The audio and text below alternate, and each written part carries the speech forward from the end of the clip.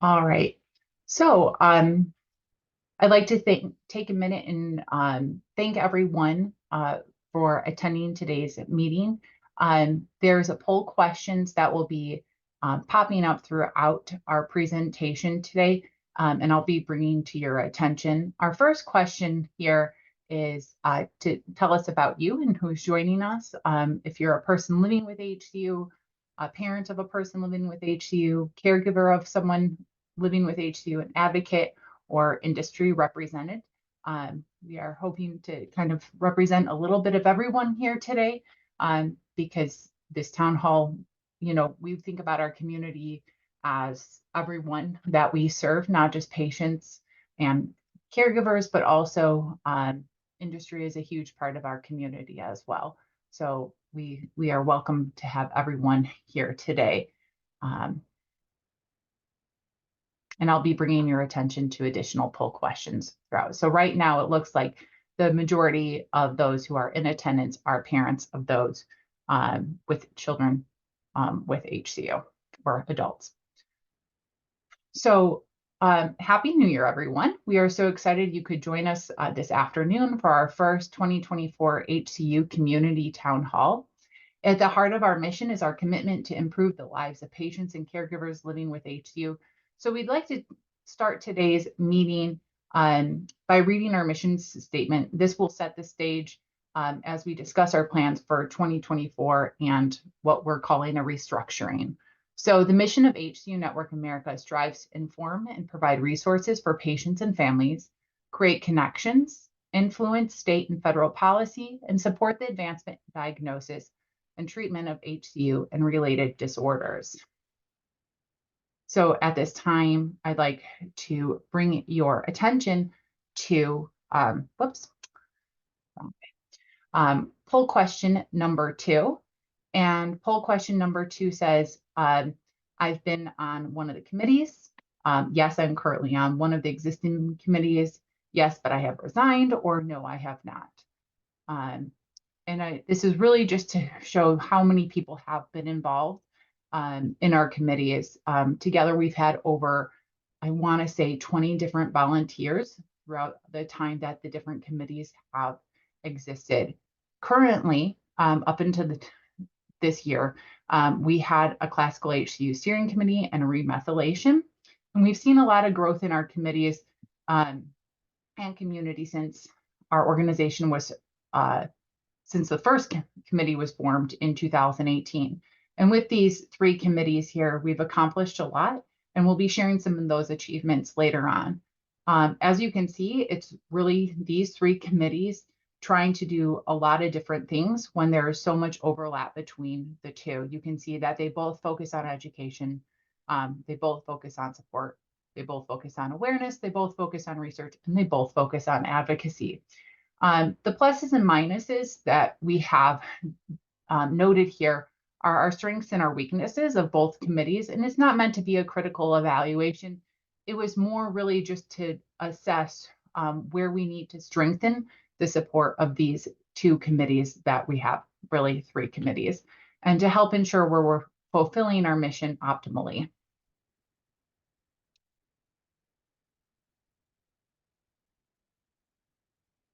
So now that we've reviewed our mission statement and existing committees, I'd like to quickly come back to our mission statement and review the main components that help us understand the restructuring better.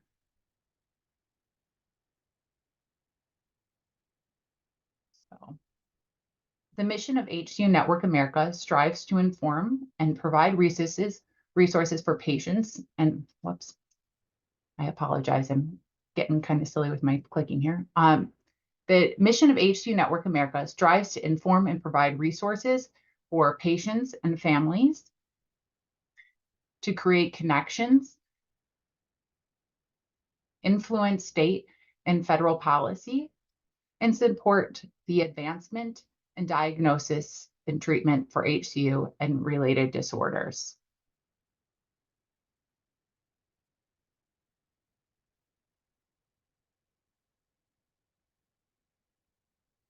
So, I think I've accidentally skipped a slide. So now that we've we've reviewed the mission statement and looked at these components, we'd like to really just take a step back and look at those core. So the core is inform and provide resources, create connections, influence policy, and support the advancement and diagnosis of treatment. Thanks to the tremendous growth that our community has seen since 2016, we have made great strides in each of these areas. However, we've reached a point where we need to ensure the sustainability of the work that we're doing. And in order to ensure that we have the resources that we need and to best utilize the skills and talents of our members of our community, we are proposing a restructuring. I'd like to remind everyone to please keep themselves muted.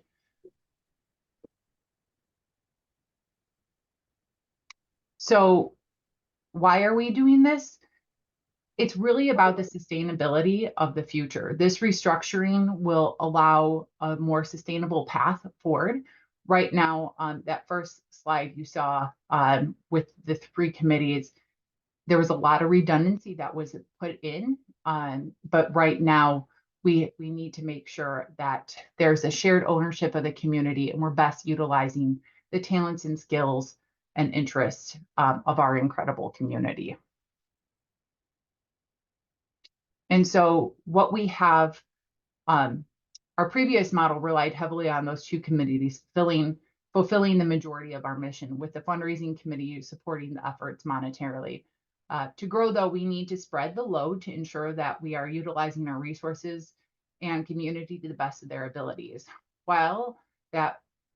With that, we are proposing dismantling the classical HCU steering committee and cobalamin steering committee, otherwise known as the remethylation steering committee. That was a late adjustment in 2023. So you might hear us reference it to cobalamin. And redistributing our expertise into these 3 new committees that are denoted with a star. Sorry, I lost my place. 3 new committees to ensure that people are serving in the areas that best align with their passions, skills, and interests. All committees will continue to create resources and for patients and families that relate to their area of focus.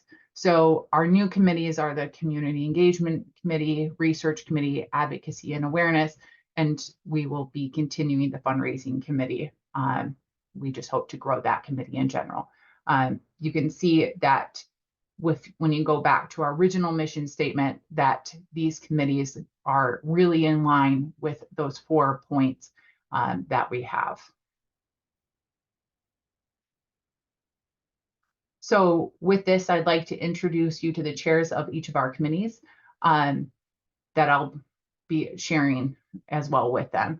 So Brittany Park will be speaking. She is the chair of our research committee. Liz Carter and I will be co-chairing the Advocacy and Awareness Committee and the Community Engagement Committee. And then Dana and Grace will be co-chairing, I should say, the Fundraising Committee. They've been doing a phenomenal job in that role currently. So if you go ahead and take a look at poll question number 3, one of the questions is, I have participated in an event, and these are all events that that would fall under the new category of Communication Engagement Committee. And so we have the virtual meetups, our conference that takes place in person that will be coming up this summer in Colorado this time. One of our many webinars and our ELPFDD. And it looks like everyone's participated in at least one thing. Some have participated, and it's a pretty even spread actually across the board here. But virtual meetups and the conferences are the big ones that people have participated in. So as many people who have heard me speak before know, one of the reasons for founding HCU Network America was the lack of community and support that I felt after my blood clot in 2009. In 1995, we were given a diagnosis, but there was no education on why things were or how to navigate the prescribed low protein diet or formula properly. And other than my brother, I knew no one else with homocystinuria. We felt very alone, and this included my mother when I say we.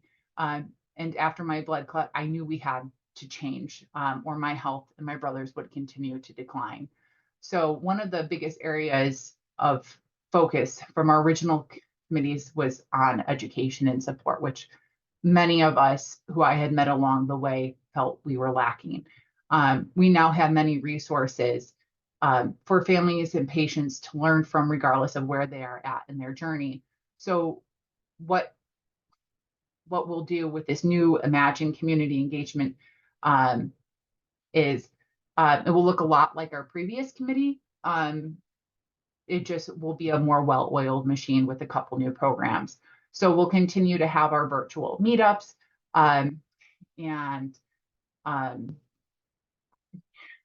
we'll have our virtual meetups, and we'll be starting these meetups going forward with updates for the community on new resources, upcoming events, and any news about our data collection program. And these are great opportunities in our network to share experiences and solicit new ideas for areas we are struggling with as a community. We will host our biennial conference, and this is really what the committee will be focusing a lot of time on. I'm sorry, I've got trouble tracking where I'm at. And then we are also in odd number years going to be hosting regional meetups with the goal of starting off with as 2 regional meetups. We had started to try to do these before the pandemic, and our plans had to be canceled because the whole world shut down at that point. These meetings take a ton of time and resources, but they're incredibly important to making sure that the needs of our community are being met. And we'll also continue to host and hopefully grow our teen meetups and identify other ways for our teen community. The big new thing that this committee will be launching is a family ambassador program. This will be a program and it will connect newly diagnosed individuals and families with those in the community who have navigated similar circumstances. Many families are already working in this role, so we're just, again, formalizing this program. And lastly, we'll continue to create new resources. We have a ton of resources on our website for families. These are just a few of them. And if you have not looked at our resources, I really implore you to do so, because there's something for everyone. And we're really going to just make sure that these are up to date. We're going to also be in the process of translating them. Next up is Brittany, and Brittany, I'll let you go from here. Great, thank you so much. Hello, everyone. And I believe there is some more poll questions. Is that correct today? Yes. So do you want me to read those really quick? Yeah, that'd be great. Okay. So the first poll question is, are you enrolled in RareX? Those answers are yes, I am enrolled in RareX, or no, I am not enrolled, or no, I am not eligible to enroll. And it looks like more about half are currently enrolled in RareX. Brittany can explain here more as to why that is important to our community to have everyone participating. But the other poll question that we have here is, have you listened to the HCU podcast before? A lot of people don't know there's a podcast, hence the question. And so we are going to be reviving that here too, which Brittany can talk a little bit about. But it looks like more than half of people have listened to the podcast before. So perfect. Awesome. Thank you. I couldn't see the poll questions anymore, so I didn't want to get it wrong. Oh. Like Danae said, my name is Brittany Park, and I live in Colorado. My son Grayson is 4, and he has cobalamin G, a form of homocystinuria. I've been involved in this community since around mid-ish 2019. It's all kind of a blur when Grayson was born, but for quite a few number of years. And my contribution through this organization has been helping the community understand how cobalamin disorders fits into this community as a whole, and how, that they are a part of the homocystinuria, their group, and really trying to get some research up and off the ground for our group as well. So as our community grows, there's lots of questions about treatment, symptoms, natural history. Two areas that have come to mind as we've discussed things has been pregnancy in classical homocystinuria, and for the cobalamin disorders, the medication hydroxycobalamin. So there are a number of unprecedented individuals living with classical homocystinuria having children, but the guidelines, management, and outcomes are still vague. We hope to better understand the landscape and provide more definitive guidelines for management and outcomes for those wishing to get pregnant while living with classical homocystinuria. Even more pressing, though, is the access issues surrounding hydroxycobalamin, the main treatment for those living with homocystinuria due to a cobalamin defect. We'll be working with our medical advisors, industry, and researchers to develop and build strategies to address the gaps in these areas. We'll also be identifying other areas as well. Two, we hope to ensure that we have adequate data to work with. We need those living with any of the homocystinuria and their caregivers to enroll in the data collection program, the HCU data collection program through RareX, which I know Danae just mentioned. The research committee will also work to create a strategy to help see our RareX program grow, but also prioritize domains and surveys of the utmost importance. The community experiences are of the utmost importance in helping drive a better understanding of the patient experience. We have already published one paper from the HCU data collection program, and you can notice that publication is listed here on the screen in the yellow box. And we are also working, making note that we're working with the international community as well to broaden our data through the RareX collection program. In 2024, Ben Messingale will be bringing back his HCU podcast and giving it a new assignment by having it focus on the different domains for the HCU data collection program. In fact, I was just interviewed from him this past week to be in the podcast coming up this month, focusing on hydroxycobalamin. We will start having HCU data collection program office open hours. This will allow participants to join, take surveys together, and ask any questions along the way. We will continue to provide quarterly full data summaries along with monthly data highlights. And those examples are here on the slide as well. You can see. Lastly, we're hoping to find someone who would like to help continue to curate an online publication library. We have a great start, but there's a lot more to go.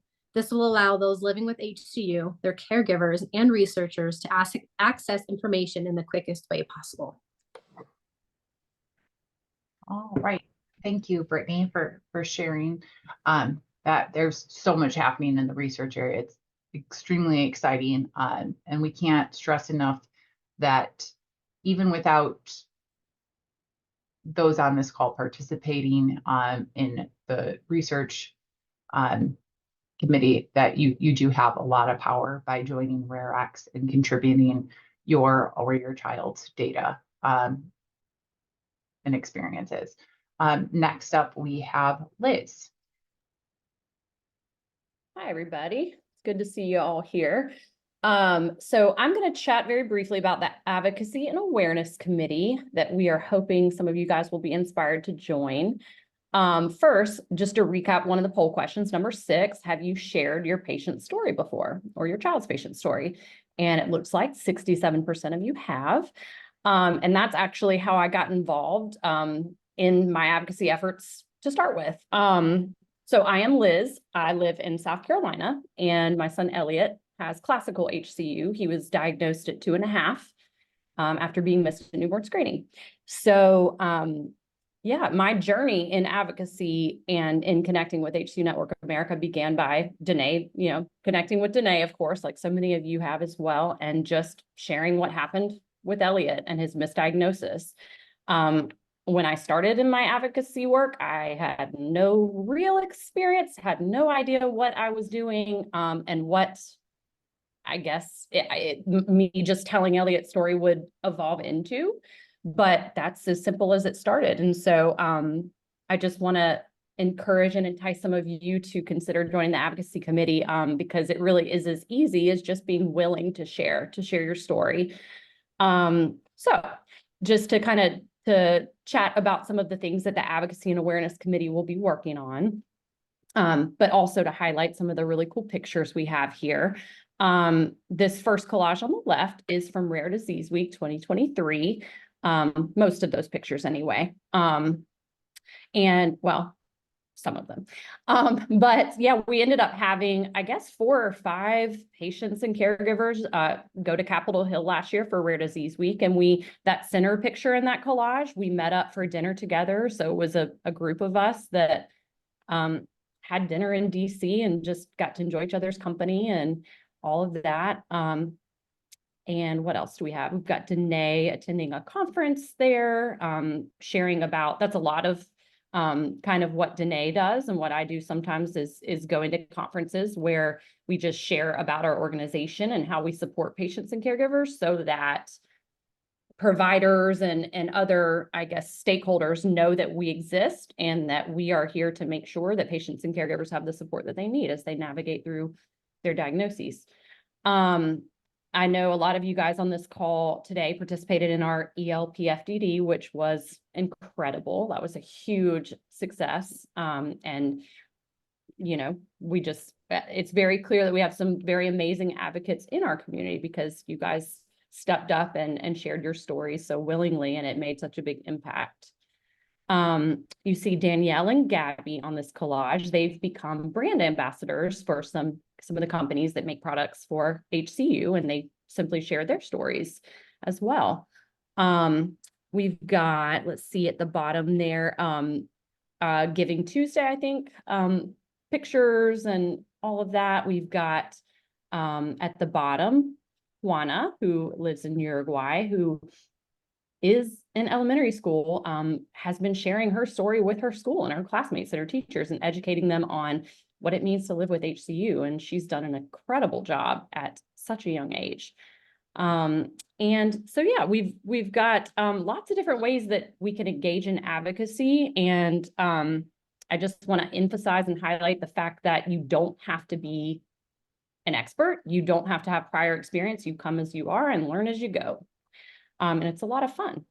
So specifically speaking to some of the things we're going to work on with our advocacy and awareness committee this year, very exciting. We are creating an HCU Trailblazers program in conjunction with Travere Therapeutics. And people who enroll and join on as HCU Trailblazers will have the opportunity to receive training on telling your story and curating your story for a variety of audiences. So that's something that's really, really exciting coming down the pipe there. We will work in conjunction with our fundraising committee to make sure that we are kind of amplifying the impact of the fundraising efforts by making sure that we have short stories shared and things like that, along with our fundraising efforts like HCU Awareness Month, Giving Tuesday, World Homelessness in Areas Day. There's tons of stuff. So we're hoping that we'll be able to really amplify the fundraising efforts. We want to create a lot more opportunity for patients and caregivers in our community to participate in a variety of speaking engagements. And that might be things like speaking to companies that are working on developing treatments or products for our community. It might be becoming a brand ambassador like Danielle and Gabby have done. It might be speaking with students. There's a lot of different things, and we want to help create those opportunities for a wider variety of patients and caregivers in our community. So, and then of course, we want to encourage and make sure that we have representation at bigger advocacy events like Rare Disease Week. There's things like newborn screening boot camps. There's all kinds of fun events that we really just want to give more patients and caregivers in our community the opportunity to participate in. So I think that is it in a nutshell, and looking forward to kicking this group off. Thank you so much, Liz. This is one of the committees I'm really excited about because up to this point, it's really been Liz and myself, and then Dana has done some advocacy stuff you can see here with her son Carson, and Brittany's done some advocacy stuff as well. And then we have, of course, other people in our community working, but we haven't really, it's not been a cohesive effort. So I'm looking forward to it, our voices being pulled together to really have a formal voice. We need this to really make headway. And so the next speaker we have up here is Grace. And before I have her introduce herself here, the poll question that relates to this is, have you helped fundraise for HCU Network America? And I think I don't like how I have that necessarily poised, because it's not necessarily for HCU Network America. It is for the HCU community. Because so much of what we do is give back to our community. And so some of the ways, the first one was, no, I haven't helped fundraise. I've participated in World Homocysteine Awareness Day. I've participated in the Race for Research. I've hosted a Facebook birthday fundraiser, a Rare Disease Day fundraiser, another type of online fundraiser, or I've helped an offline fundraiser. And really, it's considering how many people are on this call, it's impressive how many actually have participated in some type of fundraising. And we really greatly appreciate it, because we wouldn't be able to do the things that we have been doing and that we plan to do without your support. And so, Grace, I am going to have you take it over from here. Hi, everybody. I'm Grace Talbert. I live in Florida.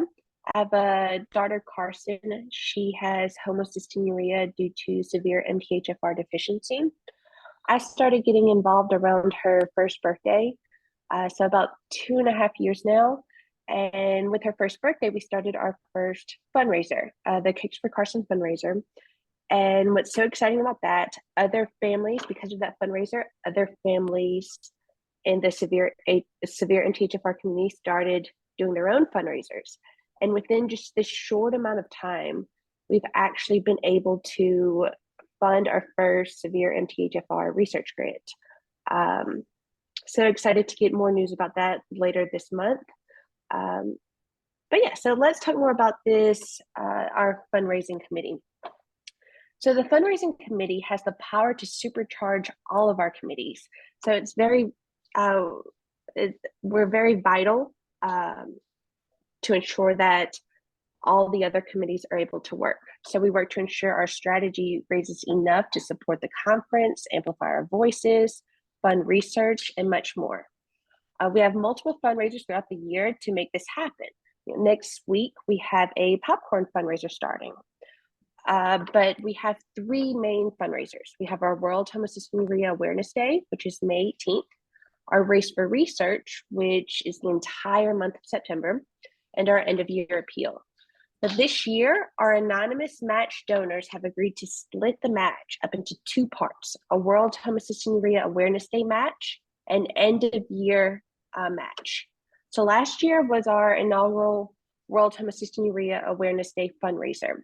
So even though it was our first WHAD fundraiser, we raised just under $5,000 through a virtual raffle. So you can see the picture to the top right, that was our raffle items. So it was just under $5,000 that we raised. This year, we're going to actually move to a different platform, and we'll move from a raffle to a virtual silent auction. So a little different, and we plan to have a lot of exciting new options available for this silent auction.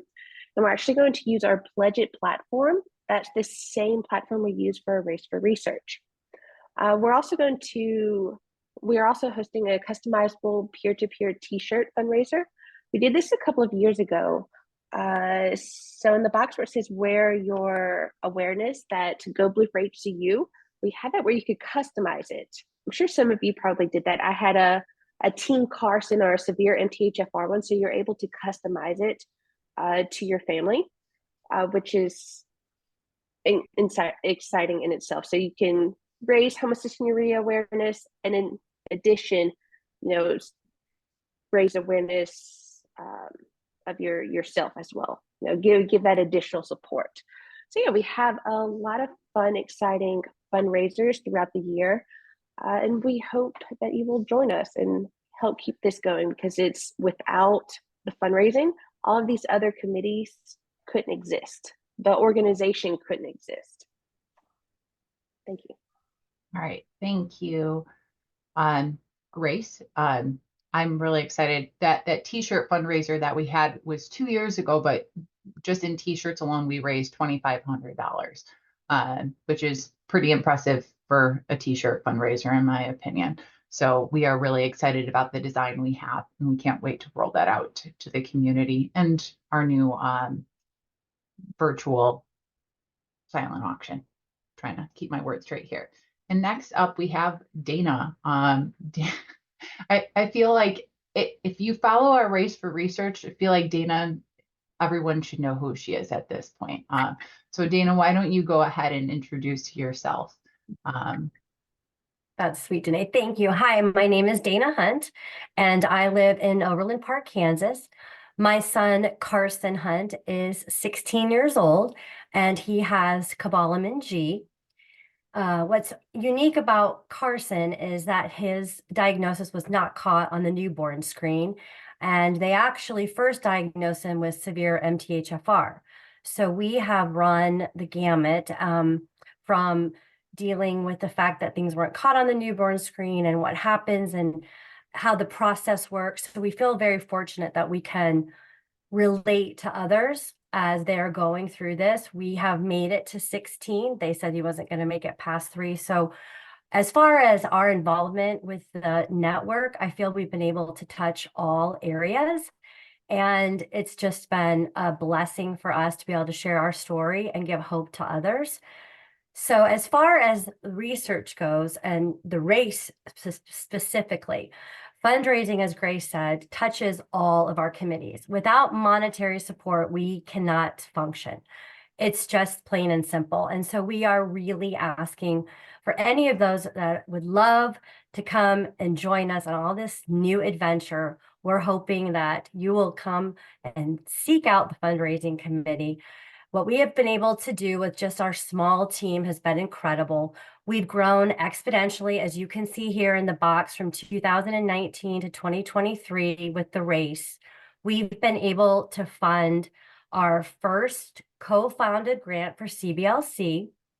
We funded one for classical HCU, and we'll be able to announce our exciting news later this month, one that will affect cobalamin G and severe MTHFR. That in itself is just amazing, and we couldn't do it without our community, but we're tapping it out, our resources, our family and friends. We have to expand our borders. We need to go ahead and think globally. And that's why with World Homocystinuria Day was created, so that we can raise awareness, expand our public relations effort. We need you and our community to be heard and to be seen. And so we're asking you guys, it's not about having to host the fundraisers, although that would be amazing, but we're really needing big ideas, sponsorships, letters, appeal letters, anything that has to do with graphics, swag, things that would entice corporations, large corporations, anything in your community that then could create a groundswell and be able for us to roll out for the entire community and the entire country is our goal. So again, we are so grateful that you are at this town hall meeting, and we hope that you will find your place. It's fun and it's exciting and it's a lot of work, but as you can see, we are changing lives one step at a time. Thank you, Dana. It's been so exciting watching what's taken place over the past few years here with this race, and it's what's really amazing is when you look at the funds raised for the cobalamin G grant that we will be announcing here, and severe MTHFR. Cobalamin G was really raised by Dana and Brittany, who are on this call, and then severe MTHFR is with Grace and 2 other families. Essentially, it's the power of a few people makes radical difference. And so I don't want anyone on this call or who will be listening to this in the future to think that you can't make a difference. You really can. And so we appreciate each and every one of you. And with that, we're going to move quickly here to a recap here. What we're again are proposing is for our restructuring, we'll take our classical HCU steering committee and remethylation steering committee and form the community engagement committee, the research committee, and advocacy and awareness. And the fundraising committee will stay the same. That community engagement committee will focus on creating community and one-on-one connection. And then the research committee will focus on advancing the diagnosis, treatment, and understanding of high homocysteine related disorders. And then the advocacy and awareness committee will raise awareness while helping advocate at the state and federal policy with many other opportunities outside of the traditional advocacy efforts. And our fundraising committee, as Grace had said, it supercharges all of our committees and is really critical to helping their work move forward. In all committees, we have this line here, we'll be creating resources as they see fit for the community. So how can you help? This is a question I've already been asked so many times. What we have done here is actually create a survey, and I realize I don't probably have the chat turned on here. So I am going to drop the link in here for everyone.